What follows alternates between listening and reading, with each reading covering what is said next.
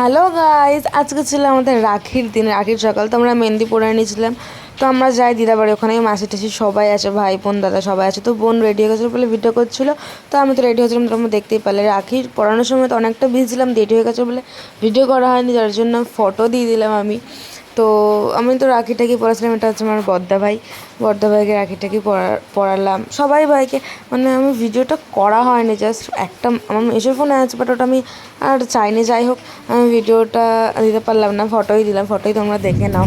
হ্যাঁ, আমার সব দাদা ভাইদের এখানে। এটা হচ্ছে আমার এটা বনু বলতে গেলে, আমাকে রাখি পড়াচ্ছে। এটা হচ্ছে আমার মেজদা ভাই। তো আমাদের রাখির ধারা এত হয়, কারণ আমাদের এত রাখি, মানে আমার দাদাভাই এত যে খুব মানে অনেক আমাদের রাখি লাগে। তো কত সুন্দর লাগছে দেখো রাখিগুলো। আমি তো জাস্ট রাখি পরাতে পরাতে মানে হাঁপিয়ে যাচ্ছিলাম। মানে রাত 8টা অবধি আমি রাখি পড়েছি। তো দেন সবাই আমরা খেতে বসে গেছি। মামা মাসি এটা আমার খেতে দিচ্ছে সবাইকে, কড়াই নিয়ে খেতে দিতে, যে হিসেবে আমি এটা ভিডিও করছি গাইজ। মানে এটা আমার মা, যে কমলা নাইট পরে আমার মা। তো আমার মাসিও আমার কাছে কড়াই নিয়েই মাংস দিতে এসছে। আমি তো ভাবছিলাম লাস্টে ছিল স্প্রাইট।